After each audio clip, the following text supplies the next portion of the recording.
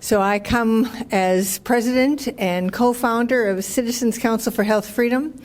Our organization has been around for 25 years, two different names, but 25 years, and I have run this organization since the very beginning. And we have dealt with privacy since the very beginning. The purpose of our organization is to protect individual control over healthcare decisions, to protect individualized patient care, and to protect medical and genetic privacy, because we say, he who holds the data makes the rules. Now, you were talking about a joke, right? Doing a joke and someone's going to keep their day job. And our co-founder, the other co-founder, passed recently, but at his memorial service I found out that when he gave speeches, which I never heard him do, he said this. He said about making speeches, he said, conception is easy and delivery is hard. However, in this case, delivery of this speech is not difficult at all, because this is a book that I wrote. I spent 6 hours, right? Oh, I wish I spent 6 hours writing the book. 6 years writing this book to try and tell the American people what they need to know about what is happening in the exam room. So I wanted to show the whole picture. I wanted to, I mean, a lot of people, when you think about healthcare, you think about whatever you think about, right? But you may not understand really what's happening in the exam room under your nose that's impacting the way that your doctor takes care of you, that's impacting why they ask you certain questions, that's impacting how they look at you. And a lot of it has to do all with the data. So for 20 years, essentially, our organization has been fighting both Republicans and Democrats on this issue. Because although sometimes, you know, we have Republicans or Democrats who really see eye to eye with us, but again, we say he who holds the data makes the rules. And then the exam room, there's a lot of data collection happening. And both sides are pushing data collection because they think it's good for public health on one side, and the other side they say we need to find out who the best doctors are. We need to have doctors who know completely about their patients so that they can take care of them. But of course that's not what the doctor is supposed to do. The doctor is supposed to treat you when you come into the exam room, not to monitor and surveil your entire life, profile you completely, figure out predictively what may happen to you in your future, try to intrude on your life in order to keep that thing from happening to you in your future, gathering your genetics to try and figure out how much of a burden to the healthcare system that you are. That's what's taking place in the healthcare system today, and I wanted to tell why and how and where it's leading to. So I wrote this book, Big Brother in the Exam Room, The Dangerous Truth About Electronic Health Records. You'll notice it's a very thick book. It has about 80 pages of endnotes, more than 1,500 endnotes, because it had to be bulletproof. It had to be in such a way that the American people wouldn't say, well, where did she get that from?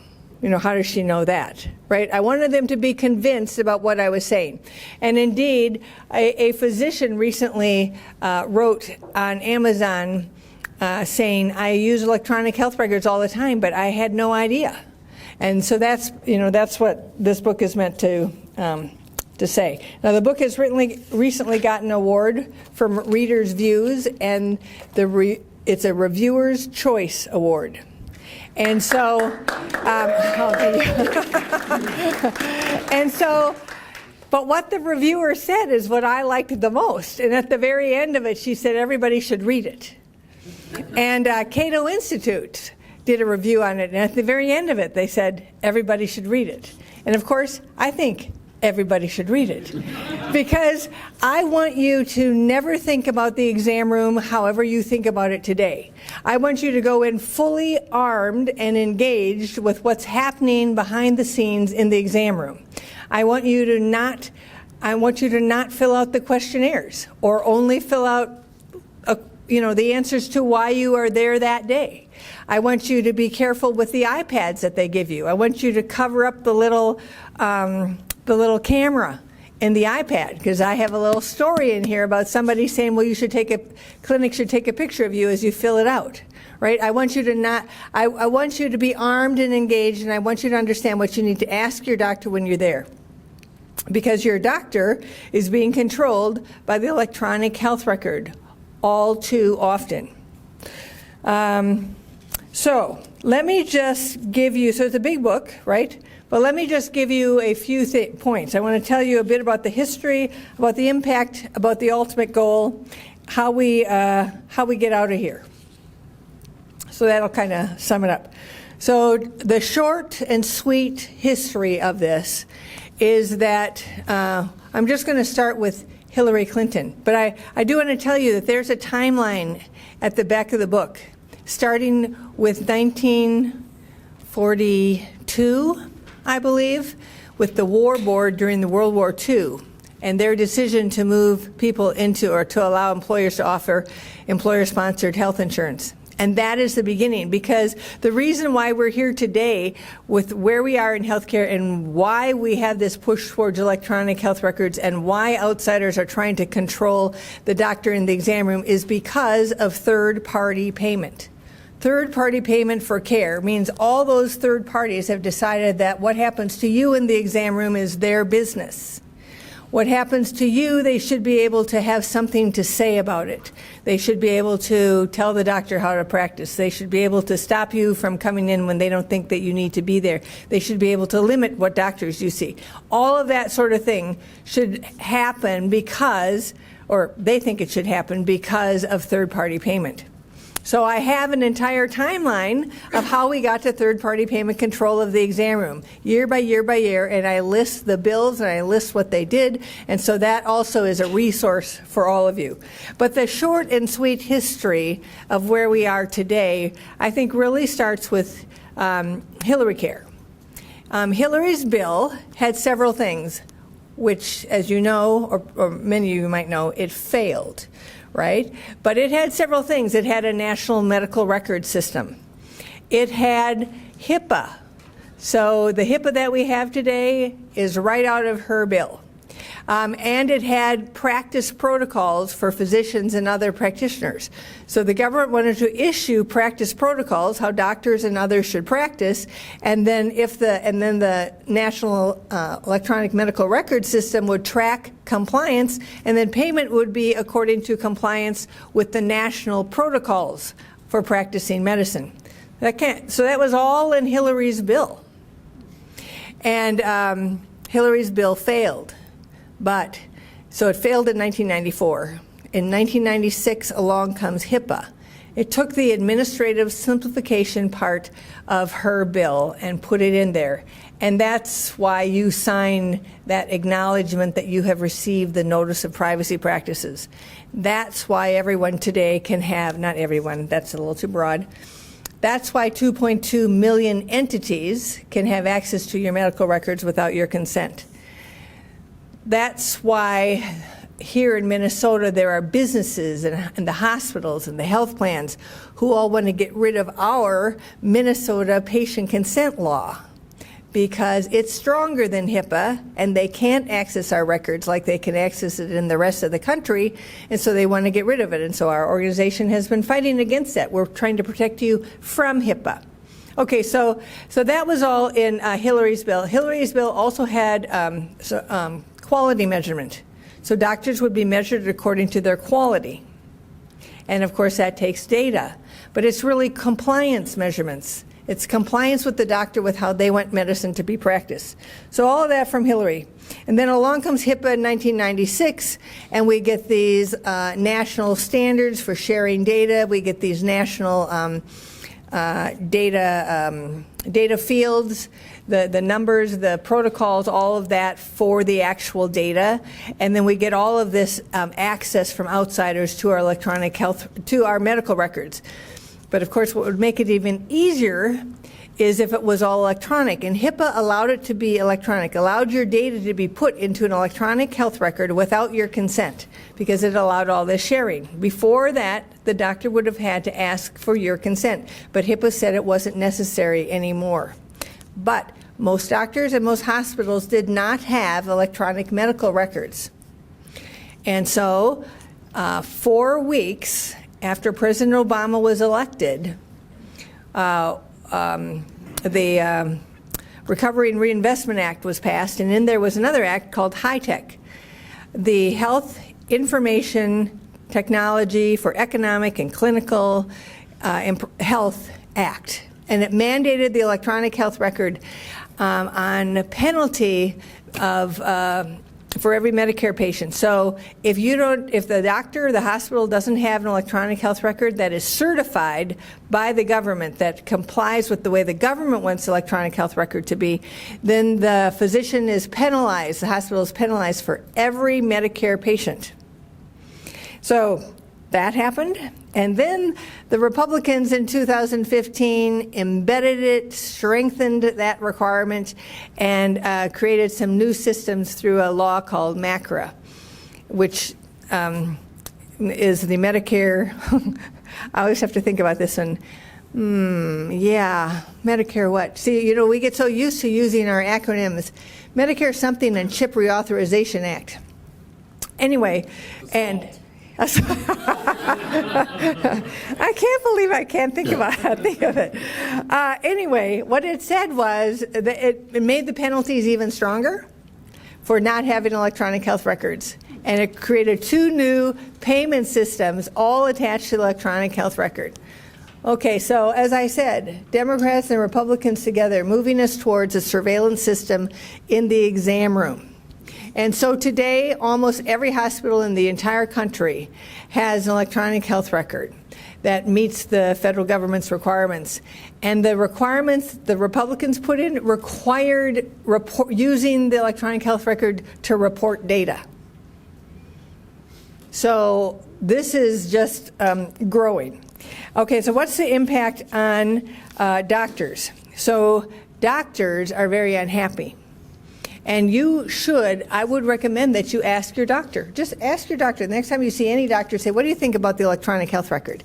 And just listen. And then if you care to, come onto our website and share the story of what your doctor said. Because the doctors hate it. Their productivity has been cut almost in half. They are spending twice as much time on the electronic health record as they are with patient care. It is considered the main cause of physician burnout. At least 53% of physicians now say that they are burnt out. 48% of 17,200 physicians surveyed said that they are looking to leave the practice of medicine. 48%.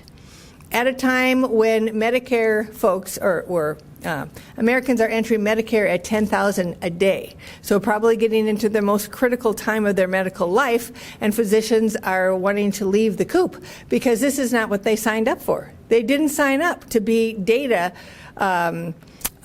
collectors and data reporters. And one doctor that I quote in the book talks about how he gave up the practice. He gave up his 3,000 patients, and because he couldn't tell them what was happening to the data. He couldn't say how it was being used, and he felt it was unethical. Patients are, okay, let me ask you a question. How many of you have seen a doctor and felt something different than what it used to be like before the electronic health record? Do you see the heads of the back of the heads of the doctors? Do you see different questions? How many of you have found errors, like they say, are you still taking this or still doing that? Yeah, so so I have an entire section in here about how there are so many more errors in the electronic medical record, and once there's an error in, the data goes all over. It's very difficult for you to correct an error. There are deaths that have been caused by the electronic health record, and the FDA agrees and says injuries and death have happened. So I have statistics in here. I have a few tables in here, just showing what's happening. See, this is a patient safety issue. This is not just a patient privacy issue, it's a patient safety issue. I had one physician tell me that he has given up.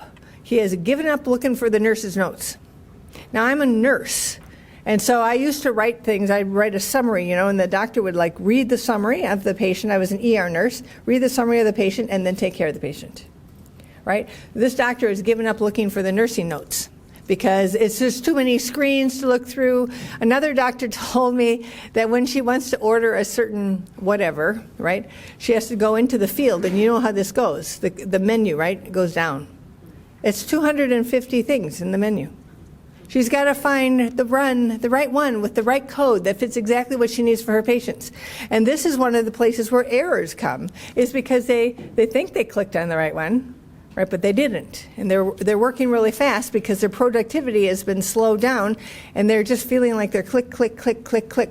I have a quote in here where they call it clickeria. So the doctors, they really just want to get out of this. Patients are dealing with a doctor who doesn't touch them as much anymore, who doesn't look them in the eye as much anymore. They see, so many patients complain about seeing the back of the head of a doctor. There's a child who was coloring in the room who has a picture of the doctor facing the computer and his mom sitting behind. Right. On privacy, of course, this is terrible because it makes it so easy to share all of the information. There's no end to the sharing. There's no end to the profiling. They're doing what's called population health. They want to get an entire profile of you so that they can know the entire population. They want to move away from individualized patient care to population care. So the doctor takes care of the population instead of the patient and thinks about the rest of the population before ordering for that patient. So that's really a socialization of the practice of medicine. And on costs, I have an entire chapter on costs. So there are so many costs. A paper medical record was a paper medical record, and pieces of paper, and a chart back and a chart front, and a pen. But now, doctors, because of the cost, have given up their practice and become employees for hospitals, because they can't afford the cost. They can't afford the cost to buy the system. They can't afford the cost to maintain it. They can't afford the cybersecurity problems, the updating, the connections. To connect, sometimes to connect just to the laboratory is a $10,000 connection fee.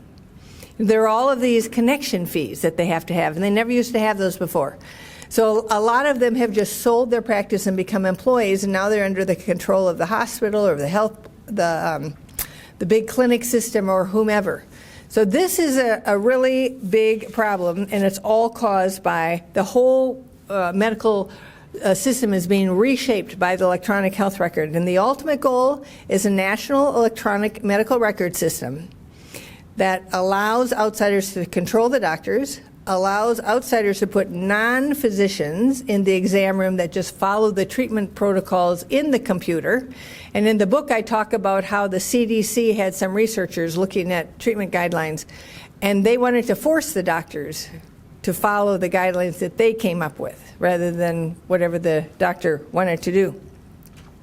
They want to essentially turn doctors into technicians so that others, non-physicians, would do all the primary care, and surgeons would do the surgery. I have some stories about how that goes, but and so at the end of the day, it's socialized medicine.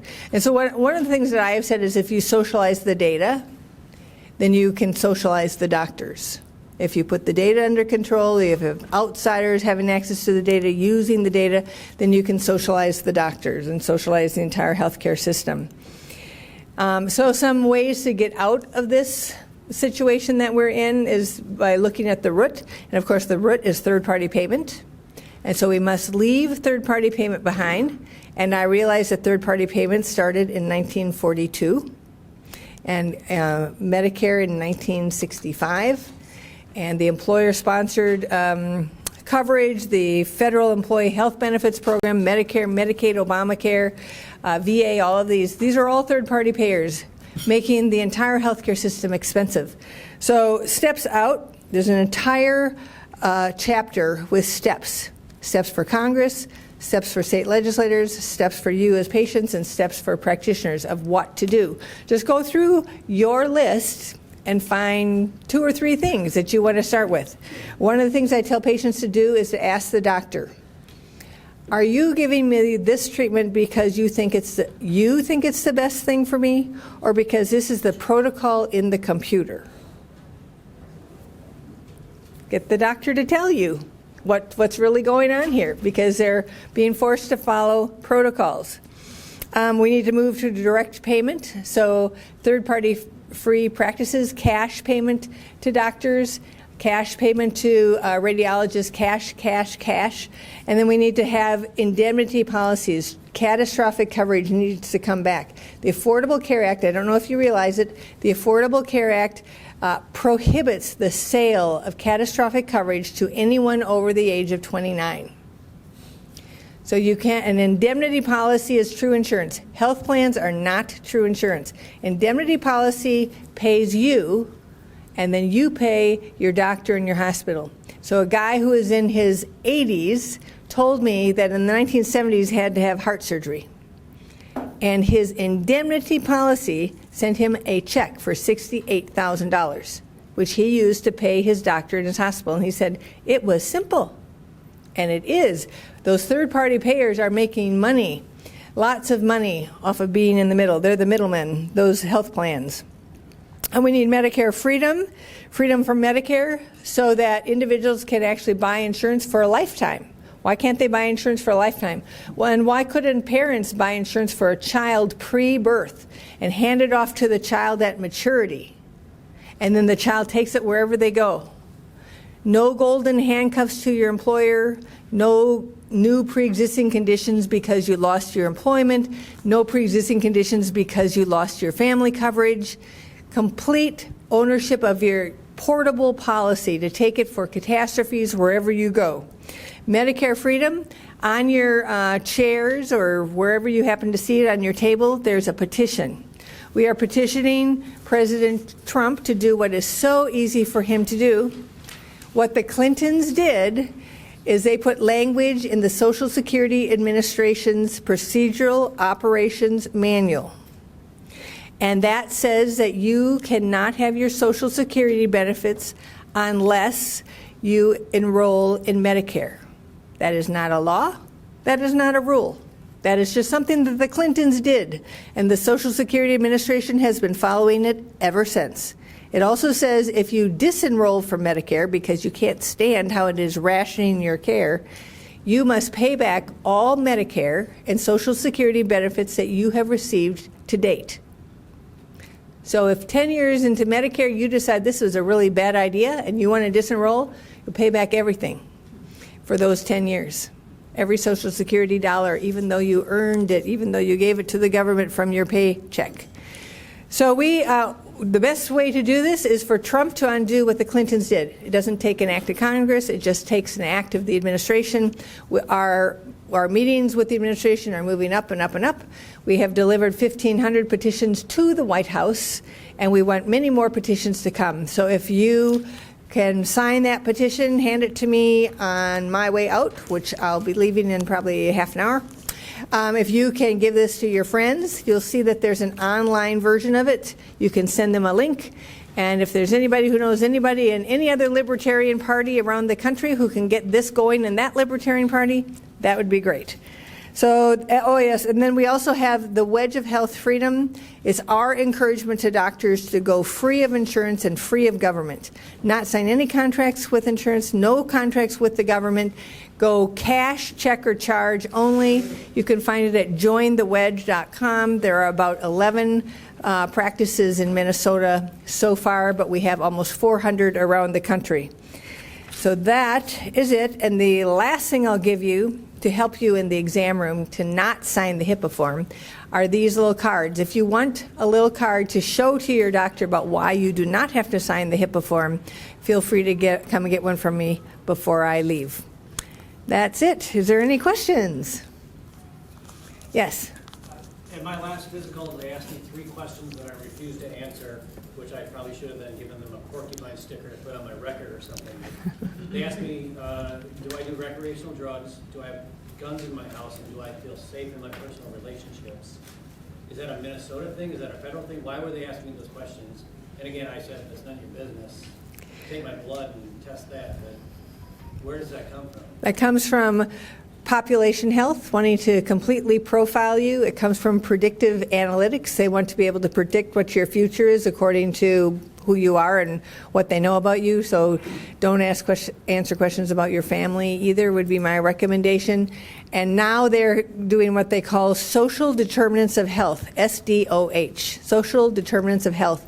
And they're actually coming up with a code for these things. So they have a code for do you feel safe?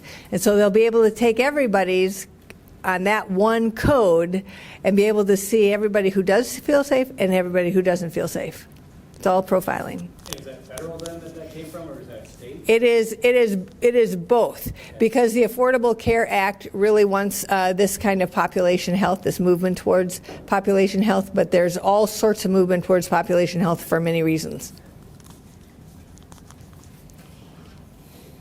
Any more questions? Yes. Do you have any idea where the Trump administration stands on this? Have you gotten any response to date? Yes. So as I was saying, we actually have been meeting with the Trump administration and moving up the ladder in decision making. So it is our hope that eventually this will happen, and we need it to happen before Trump gets out of office, because we don't believe there'd be any other president willing to do this. Yes. I'm sorry, I'm not sure if this was covered, but I just wanted to ask, you said you had an online petition. Mm-hmm. How do we access that? Go to cchfreedom.org, cchfreedom.org. I was thinking it was written at the bottom of the petition. Oh, yeah, here it is. Thank you. Oh, nope, it's not on all of them. I can see that. It's not on mine. It should be there. Sorry about that. cchfreedom.org. Yes? I'm almost afraid to ask, but I suppose you probably have a story about what happens if somebody does answer the question about whether they feel safe in a relationship. Did you say no? Yeah. Well, I don't have a story. But I wouldn't do it, because there are so many things that they can compile about your life and use that one little piece. And what does that mean? And then somebody might ask you, well, what does that mean? And every word, that's another thing I talk about in here is the scribes, right? Because doctors actually want to talk to their patients, and they want to touch them, and they want to look them in the eye, and that's the best history that can be taken when you do that. But because this is just so baffling and so much administrative work, they've brought this third party into the exam room, which is another really bad thing about this mandate, and that's the scribe. So every word that you say is being typed into the electronic health record, and under HIPAA, not in this state, but under HIPAA, all of these people could have access to that data. Whoever your doctor, your clinic, your hospital wants to share it with, for whatever reason they want to share it with, they can have access to that data, and all sorts of people could find out you don't feel safe and they don't know why. So it's certainly safe to assume they're not asking the question to be helpful. So the very best thing is, so like you didn't answer 3 questions, right? Which makes them wonder about those 3 questions. Now I'm tagged as a troublemaker. Right, so it is better just not to answer the questions. What I often say is, I will answer what the doctor needs to know when I get in the exam room. And I once was given an iPad, and I was okay with like maybe the first 5 or 6 questions, and then it got into a question I wasn't okay with, and I said, I'm not answering any more questions. And they said, well, we can't check you in until you've finished. And of course, you can't just skip the question you didn't like. You have to answer it. And I said, well, I'm not answering it. And so then the manager came out, and they figured out a way to bypass it all, but only because I pressed. And so it took me an hour extra in that appointment before I could be seen. So you really do have to fight for this, but it's really fighting for your freedom. Fighting for your privacy is fighting for your freedom. And if you don't understand that privacy is foundational to freedom, Just think about how Stalin was having all sorts of people report on their parents, right? Children were reporting on their parents. Surveillance has to happen in a system that's not free. If you don't want people to be free, you conduct surveillance. And that's what happens. And this is surveillance in the exam room. It's not only to profile you, but it's to control your doctor and to socialize the entire healthcare system and put it under the government and the health plans who are running it for the government. But there are things to do, and we are doing lots of things to try and basically build the system out here to collapse this system. That's what the wedge is all about. That's what bringing back freedom, the option to opt out of Medicare. Why did the Clintons put it in there? Because they didn't want you to opt out of Medicare, right? So we're breaking down the system and moving back to freedom. Thank you so much. Oh, go ahead. Do you have a lot of support in Congress for this, like House and Senators? Oh, thank you so much for asking that, because on April 4th, Senator Cruz introduced the bill to do the very same thing. It's called the Retirement Freedom Act, and he has Senator Rand Paul and Mike Lee on the bill. And then Representative Gary Palmer from Alabama introduced it and reintroduced it, and last year he had 7 members on, and we're working to get more than 7 on. However, that said, that is not the way to make this happen. You know, legislation takes forever or it never happens, right? And so the way to make this happen is just to have Trump say to the Social Security Administration, delete that language, or executive order it. One or the other. The Clintons did none of that. It just appeared. I'm sure it'd be pretty helpful to have representatives bring attention to the issue. Exactly right. Exactly right. That's why we asked them. This was actually DeMint's bill. Dick Armey was a plaintiff in the lawsuit trying to get that language out, and the Supreme Court chose not to take it. And after the Supreme Court chose not to take it, Senator DeMint had the Retirement Freedom Act. And so we have asked Congress to resurrect it. They did it about a year and a half ago, and they have done it again. Now with more people signing. Yeah. I have 2 questions related. The first one you said in the book is plans for not just individuals, but for what legislature should do and all that kind of stuff. All right. Second, you weren't here earlier, so I'm running for the vice presidential nomination for the Libertarian Party. Can we, if we read that over and like it, and as long as we credit you, can we put it on our website and say that's what we recommend? Yeah, as long as you credit. Yep, that is great. I am more that, you know, this is all about ammo. So making it happen. How many signatures do you need?